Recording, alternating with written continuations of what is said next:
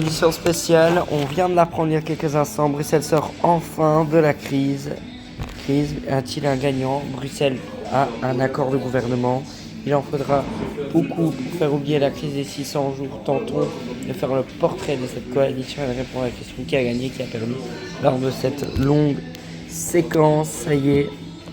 Ça y est, et le PS est gagnant. Au second plan, le grand vert à Bruxelles, c'est le Groen. Et voilà. Et voilà donc un accord. Bruxelles a un gouvernement. C'est l'information principale de la matinée. C'est super donc pour l'ensemble de l'actualité bruxelloise. Surtout que ça faisait plus de 600 jours qu'il n'avait plus de gouvernement.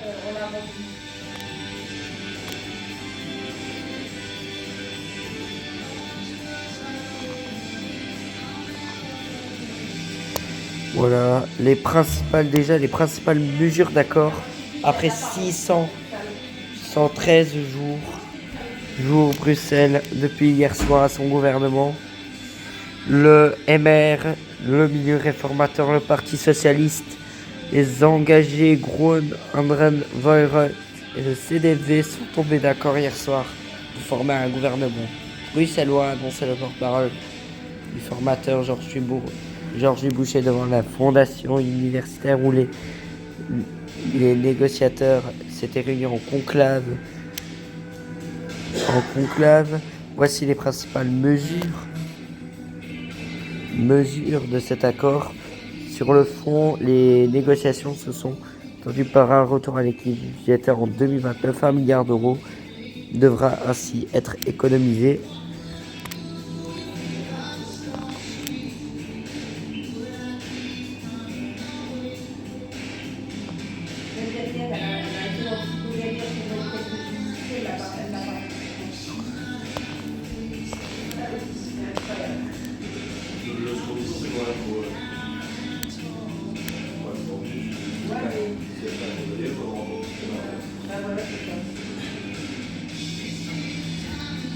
Ouais. Mes connexions en cours. Ouais, c'est bon. J'ai retrouvé mon compte. Alors, 613 jours. Donc, les mesures. Un accord Bruxelles a été retrouvé. Donc, Georges Boucher l'a annoncé peu avant 19h devant les portes hier. Donc, on va connaître déjà un peu les premières mesures. Un tax shift sur la fin du code Mouffetel existait.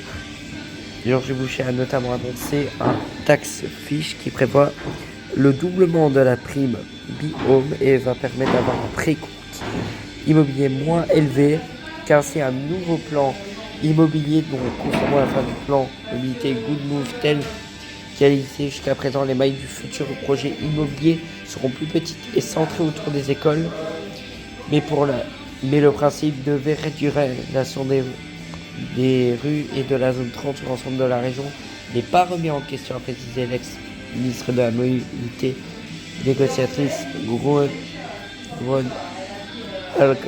Brandt. La présidente du MR a ainsi confirmé la région retrouverait l'équilibre budgétaire en 2029. Un plan de gare à 10 millions d'euros, la collecte des déchets reformés. Dans l'accord de gouvernement divisé en 13 chapitres, figure 1, plan pour améliorer la propreté dans la capitale, ainsi un plan gare doté de 10 millions d'euros. Ils doivent permettre davantage de sécurité et un meilleur environnement autour des grandes gares bruxelloises. On évoque particulièrement Bruxelles Nord et Bruxelles Midi. La collecte des déchets sera réformée. Des conteneurs souterrains seront progressivement installés, précise un communiqué d'Anders ex-Open LVLD. Gel des travaux du métro 3, fusion de différentes administrations. Au niveau du métro 3, l'accord prévoit un gel des travaux pendant 10 ans, vu la situation budgétaire de la station. Surtout la progression du projet de tram 15 qui reliera la gare du Nord au quartier de Touré Taxi. Georges Boucher a également évoqué une réforme inédite avec des services publics bruxellois, avec une grande restructuration des différentes administrations bruxelloises. Anders détaille particulièrement la fusion de ces différentes administrations et institutions. Nous créerons par exemple Bossa Bruxelles, une fusion entre Talent, Bruxelles Finance, Budget, Ibiza, par des games et d'autres, ce qui permettra de réduire les coûts de fonctionnement de 20%. Les secteurs des sans-abri et des logements feront également l'objet d'une réforme en profondeur. Écrivent les libéraux flamands. Le tout promet les différents négociateurs sans licenciement sec dans l'administration.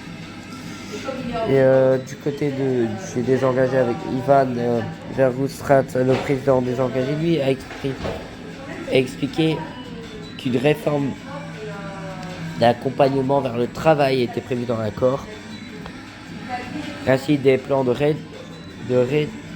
redéploiement de certains quartiers, par exemple autour du rond-point Schumann, du nouveau pôle Media Park, proche du boulevard Raiders.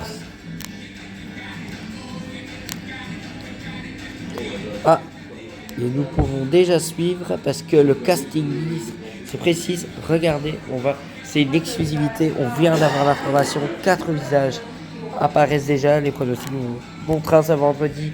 Les négociateurs des 7 parties se retrouveront pour trancher la répartition des compétences ministérielles dont découlera la désignation des ministres et secrétaires d'État par les différentes informations. Ce qu'on sait déjà, c'est sûr, au moins une législation oblige 2 hommes, 2 femmes du côté francophone, et du côté néerlandais, au moins un homme et une femme. Il faut plus maximum 2 tiers de personnes du même sexe dans les collèges linguistiques. Au micro de la VRT, le président libéraux flamand a déjà confirmé que Dirk De Smet, l'actuel ministre bruxellois des Finances, serait le représentant de son parti au gouvernement bruxellois. Et Guy Gavret, son portefeuille actuel du côté de Groen, Van de Brent a souhaité replier ce qui doit être validé par l'Assemblée générale du parti ce vendredi matin, en étant dans son côté favorable à conserver la mobilité. Donc, pour ceux qui nous rejoignent, édition spéciale, l'accord bruxellois. Enfin, je vous propose justement de voir un extrait, c'était il y a 10 minutes sur un extrait. Bonsoir à toutes et tous. Ce fut donc une journée à suspense et il y a une petite heure à peine, l'annonce est tombée. Il y a un accord pour un nouveau gouvernement bruxellois. Il aura donc fallu 7 partis en conclave, 2 jours et 2 nuits avant une fumée blanche, une vraie. Rachel Crivellaro. Habemos gouvernement! Au balcon de la fondation universitaire, enfin une fumée blanche. Après plus de 2 jours et 8 heures de conclave, les négociateurs ressortent avec un accord et un gouvernement bruxellois. Tout le monde s'est rendu compte aussi de l'urgence. Bruxelles était vraiment au bord du gouffre, puisqu'on le sait, il y avait un nouveau budget en 12e provisoire qui aurait été nécessaire. Il y a également des situations financières compliquées dans certains OIP. Et donc tout le monde, à un moment donné, a eu ce sursaut de responsabilité. Pour être très clair avec vous, je pense qu'il n'y a pas de quoi être fier d'avoir une durée de crise aussi longue. C'est dans cette salle que l'accord a enfin été conclu. Et pour les 7 parties du nouveau gouvernement, c'est un soulagement. Mais on s'est mis d'abord d'accord sur un projet ambitieux, rendre ce projet ambitieux que les Bruxellois et les Bruxelloises attendent depuis tellement longtemps. C'est avec soulagement, je dois dire, qu'aujourd'hui, je me dis qu'on a enfin cette feuille de route que les Bruxellois méritent. Ici, dans les 3 derniers jours, on a conclu un accord qui est ambitieux et favorable pour les Bruxellois, mais aussi pour ceux les navetteurs qui arrivent chaque jour à Bruxelles, qui est important. 613 jours après les élections, tous se félicitent d'un large accord, budget, logement, sécurité ou encore mobilité. Continuer à faire en sorte qu'on change cette ville. Alors, après un long combat, on a obtenu plein de choses, on est très fiers. Il y a beaucoup de questions sur Gunouf. On va continuer à faire en sorte qu'on va apaiser les rues, verduriser les rues, mettre des pistes cyclables, faire en sorte que notre ville est accueillante pour tout le monde. Il y aura des efforts à faire On a voulu que ces efforts soient équitablement répartis, sans asphyxier le tissu social, économique de Bruxelles, en pensant bien évidemment aussi au secteur associatif, maintenir des services publics à même de répondre aux besoins de nos concitoyens. Reste maintenant aux différents partis à annoncer le casting ministériel, notamment pour la future ministre-présidence. Les prestations de serment sont prévues samedi. Voilà pour ces premières réactions avec Rachel Crivellaro et Paul Lonsin. On a beaucoup entendu parler de projets ambitieux, mais des économies vont aussi s'imposer. Allons plus loin avec l'un des négociateurs, Ahmed Laoueche pour le Parti Socialiste. Bonsoir Rachel Crivellaro, il est à vos côtés. On va pousser un peu plus loin l'interview, c'est important. L'accord vient à peine d'être ficelé. Oui, on ne va pas tarder à lui poser la question. Ahmed Laoueche, bonsoir. On sait que pour les socialistes, la question du logement, c'était une question prioritaire. Quelle grosse victoire vous pouvez revendiquer dans ce domaine ?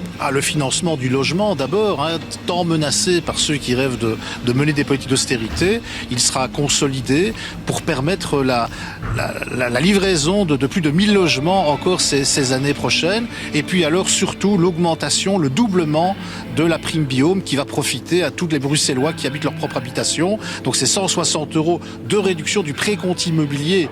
En plus, on sait que certains ont du mal à payer leur précompte immobilier. Bien là, il y a un geste fort qui sera fait, notamment pour les propriétaires de leur propre habitation à Bruxelles. C'était la mesure correctrice. On a vu une augmentation quand même très conséquente du précompte immobilier sur les 19 communes bruxelloises. Ça commençait à devenir difficile. Vous avez réussi à imposer ça malgré un contexte où on demande aux Bruxellois de faire des économies. Oui, le Parti socialiste a été vraiment celui qui a défendu le pouvoir d'achat dans ces négociations, avec d'autres, il faut le dire, mais certainement le Parti socialiste. Par exemple, on ne touchera pas au tarif préférentiel à 1 € par mois de la STIB pour les jeunes et pour les seniors. De la même manière, certains voulaient augmenter les taxes sur les poubelles, ce ne sera pas le cas. Et je remercie d'ailleurs celles et ceux qui ont compris qu'il fallait pouvoir aider les ménages qui traversent des moments difficiles, de pouvoir aussi voir leur pouvoir d'achat être préservé. Alors avec cela, il fallait aussi réinvestir, notamment dans les politiques de sécurité, dans les politiques de soutien scolaire, et la lutte contre le décrochage scolaire sera une grande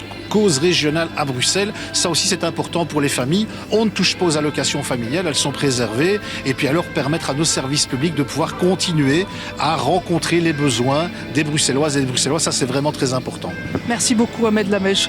Voilà, c'était Ahmed Laoueche qui était un des 7 négociateurs ici à la Fondation universitaire. Une fondation qui est en train de refermer tout doucement ses portes. Chacun est reparti avec sa valise et place désormais maintenant au congrès de participation. Certains se tiendront ce soir, d'autres pour le Parti Socialiste se tiendront demain soir avec, après évidemment, les prestations de serment. On en saura un petit peu plus également sur l'équipe à partir de samedi prochain. Effectivement, merci à vous Rachel. Lui aussi était un des 7 négociateurs. C'est Yvan Verhofstadt, le président des engagés. Il a effectivement pris sa valise pour venir tout droit à la RTBF avant votre congrès de participation qui se tient vers 20h, 20h30. Monsieur Verhofstadt, on va faire un tout petit peu marche arrière avant de crier victoire. Vous aussi, vous avez joué le rôle de formateur. Ça s'est soldé par un échec. Pourquoi cette fois une réussite ? C'est la formule conclave ? La formule conclave, mais surtout la volonté de chacun et de chacune, enfin, de prendre ses responsabilités, d'être conscient et la conscience de chacun et de chacune qu'il fallait qu'on était en responsabilité pour trouver une solution pour les Bruxellois et les Bruxelloises. Vous savez, c'est pas avec 613 jours pour c'est pas avec fierté, c'est vraiment avec soulagement en fait que je termine la journée. Soulagement pour les Bruxellois, aussi le sentiment qu'enfin on est à la hauteur de la responsabilité qui nous a été confiée comme élus. Donc c'est un soulagement parce que c'est notre responsabilité. Donc c'était vraiment ça la première notion. Et quand on est arrivé... Justement, avant de parler de l'accord, je vous interromps parce que vous avez tenté l'exercice en excluant l'EMR. Ici, c'est la preuve qu'il fallait l'EMR pour réussir ? Vous savez, moi, j'ai pas exclu l'EMR, j'ai tiré la conclusion à un moment donné que la situation était bloquée, qu'il fallait tout tenter tout ce qui n'avait pas encore été tenté, quitte à devoir se séparer du partenaire avec qui nous étions en majorité partout ailleurs, parce que simplement, c'était notre responsabilité de tout essayer. Et peut-être que c'est un élément qui a aidé à faire chemin et que chacun fasse chemin et se rende compte de la gravité de la situation et de la responsabilité qui était la nôtre. L'EMR a repris à un moment donné l'initiative, je le remercie, et je pense que c'était un travail de qualité qui a été fait, qui nous a permis à chacun de nous réunir. Et je dois dire qu'autour de la table, il y a eu directement une ambiance constructive, positive, de chacun des 7 négociateurs et de nos équipes, que je tiens vraiment à remercier parce que ce fut 3 longues journées. Ouais, et vous l'avez dit, vous êtes soulagé ce soir. Vous allez apporter quoi? Parce que vous revenez dans ce gouvernement bruxellois, hein. Vous n'étiez pas lors de la législature précédente. Ça va être quoi la patte des engagés, là, le retour des engagés à Bruxelles? Vous savez, la première patte et notre première responsabilité, c'est de remettre de la stabilité, de pouvoir garantir que demain, les services sociaux pour toutes celles et tous ceux qui aujourd'hui sont dans la rue, on sait qu'il va faire froid dans les prochains jours, on avait des associations qui nous criaient vraiment leur détresse, leur risque de ne plus pouvoir aider celles et ceux qui en ont le plus besoin. C'est ça notre première responsabilité, c'était de veiller à pouvoir donner de la stabilité, par exemple, au service social. Des subsides, c'est ça en fait, on redonne le feu vert? Exactement, on va pouvoir recréer de la stabilité, de la crédibilité, de la perspective, parce que vous ne savez pas si demain il va y avoir des nouveaux 12e provisoires, si demain le budget va pouvoir être libéré. Eh bien, pour une association, ce n'est pas possible. Mais ce qu'on sait, c'est que ce budget il sera fait d'économies. Tout à fait. 1 milliard, c'est ça? Ça sera même plus que 1 milliard pour revenir vraiment sur une trajectoire d'équilibre, parce qu'aujourd'hui la dette est en train d'exploser et c'était ça aussi le danger, c'était de ne plus être en capacité même de se financer sur les marchés. Si vous ne savez plus vous financer, vous ne savez plus distribuer de subsides. Aujourd'hui la crédibilité sera de retour. Elle passe par où ces économies? Mais elle passe d'abord par une meilleure organisation, se recentrer sur les tâches essentielles, veiller à ce que l'administration avec qui nous avons eu l'occasion aussi de partager des moments et de travailler, une administration de qualité, mais qui doit aujourd'hui pouvoir être réorganisée pour pouvoir donner. On doit devoir la restructurer. Il y aura certaines associations, certaines antennes qui vont être fusionnées parce qu'on sait que c'est un des mots bruxellois, c'est qu'on a démultiplié. Il n'y aura pas de licenciement, mais il y aura un moratoire très ferme qui sera appliqué avec une cellule de reconversion pour retrouver une trajectoire positive pour l'ensemble de ces personnes qui sont de qualité, mais qui aujourd'hui ne peuvent pas donner leur plein potentiel parce que l'organisation n'est pas à la hauteur. On est au bout de cette interview. Vous pouvez promettre qu'il y aura autre chose que des économies? Clairement, on va rendre de la fierté à cette ville avec des projets comme ici à Reyers, mais aussi au rond-point Schumann avec de la GovTech, de la cybersécurité, aussi avec Audi, avec le port. On a la capacité de recréer de l'activité économique qu'on peut mettre au service des Bruxellois. On va suivre tout cela. Merci. Merci beaucoup. D'être venu sur ce plateau. Je le disais, vous avez un congrès de participation ce soir et puis les choses vont s'accélérer. Il y aura le choix des nouveaux ministres qui prêteront serment au Parlement bruxellois et puis il y aura le choix d'un ministre-président ou, qui sait, d'une ministre-présidente, elle ou il ira prêter serment au Palais Royal, où nous allons rejoindre Daniel Welter. Bonsoir Daniel. Est-ce qu'on se prépare à tous les scénarios là-bas ? Oui, à tous les scénarios. On avait parlé de demain, déjà vendredi, mais ce sera sans doute samedi, parce que c'est vrai qu'avant, il y a le casting, évidemment, et puis aussi les congrès de participation, et certains ont encore lieu demain soir. Mais donc, samedi, ici, juste derrière moi, le nouveau ministre-président, ou vous l'avez dit, la nouvelle ministre-présidente, viendra prêter serment devant le roi qui sera accompagné du Premier ministre Bart De Wever. C'est la tradition. En revanche, les autres ministres bruxellois et secrétaires d'État, ils sont au nombre de 7, eux, ils prêteront uniquement serment devant le Parlement bruxellois. C'est la petite subtilité, même si tous jurent fidélité au roi, obéissance à la Constitution et aux lois du peuple belge. Eh bien, contrairement aux ministres fédéraux qui sont nommés par le roi, eh bien, les ministres bruxellois, ils sont élus par les parlementaires. C'est pour ça qu'eux ne passent pas par la case palais. Pour le reste, eh bien, on aura droit à la politique, à la déclaration de politique régionale du nouveau ministre-président. C'est sa feuille de route. Il y aura des débats, il y aura un vote de confiance. Tout ça pourrait durer encore un certain temps. On pourrait atterrir dans le courant de la semaine prochaine, voire un petit peu plus tard, parce qu'entre-temps, il y a des congés.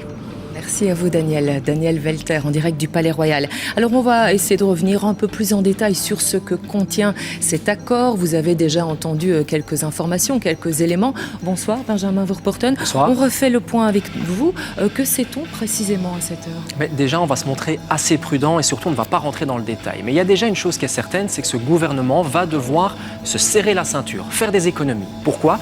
Eh bien parce que sa dette, aujourd'hui, la dette de la région bruxelloise est de 15,6 milliards d'euros. Et chaque année, cette dette, elle augmente d'1 milliard de plus. Il fallait donc mettre fin à l'hémorragie. Et les 7 parties autour de la table sont tombées d'accord à ce niveau-là. Ils veulent un retour à l'équilibre pour 2029. Qui dit équilibre dit arbitrage avec 2 dossiers importants. On va commencer par parler mobilité. Oui, et cette première question, fallait-il continuer à payer le chantier du métro 3 ?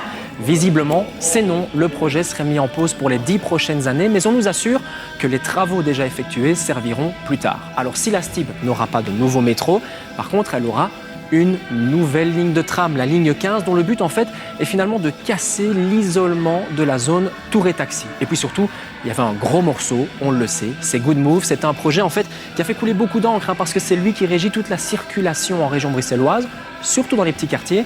Eh bien, ce projet va être totalement revu. Comment? Déjà avec un nouveau nom.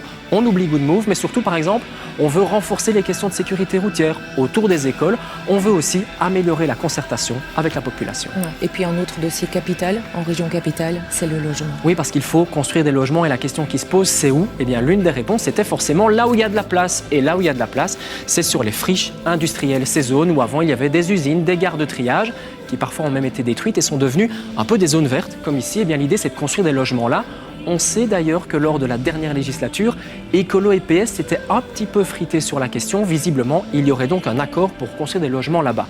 On sait aussi qu'il y aurait un accord concernant les primes à la rénovation. On n'a pas les détails, mais on nous dit qu'on pourrait ne plus avoir de primes, mais plutôt des prêts. Et puis enfin, vous l'avez entendu, c'est un des gros derniers enjeux pour Bruxelles, c'est la sécurité. On voulait renforcer la sécurité et il y a notamment un plan gare. Il prévoit l'amélioration de la sécurité aux abords des gares du Nord et du Midi. Voilà les grandes lignes de l'accord. Maintenant, tout cela doit être détaillé dans la déclaration de politique régionale, déclaration que les Bruxellois attendaient depuis 613 jours. Merci à vous, Benjamin, pour toutes ces explications. Et voilà donc un accord bruxellois qui a été scellé, donc comme on vient d'en parler, et enfin prêt.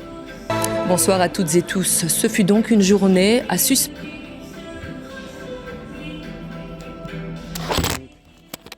Bien sûr, dans l'actualité principale de ce matin, c'est bien sûr cet accord bruxellois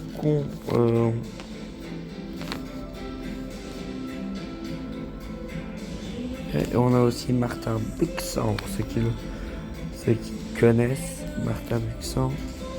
Je dois installer l'appli. Je ne sais pas si je peux déjà.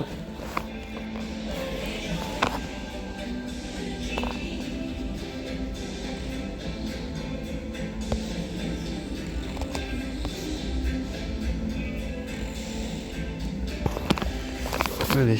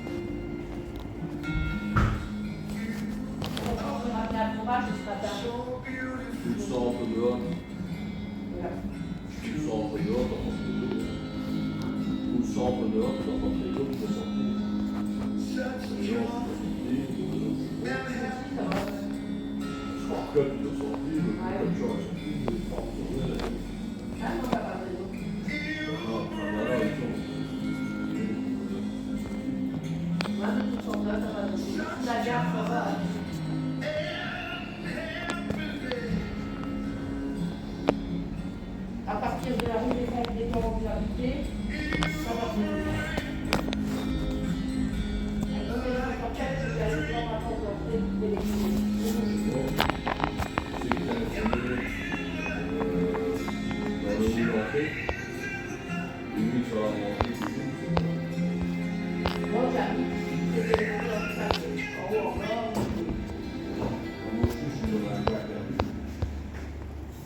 non, mais dans les autres points, parce qu'il y a plus de réseau que là, en n'importe qui.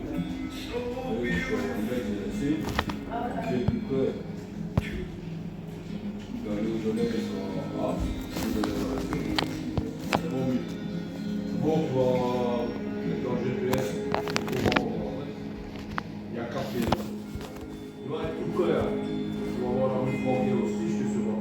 Ça va s'écrire de la même manière, la rue Franquet. T'arrives au. Ouais. En distance, en ici, il faut faire une. C'est pas pour passer pour les appels de l'outan.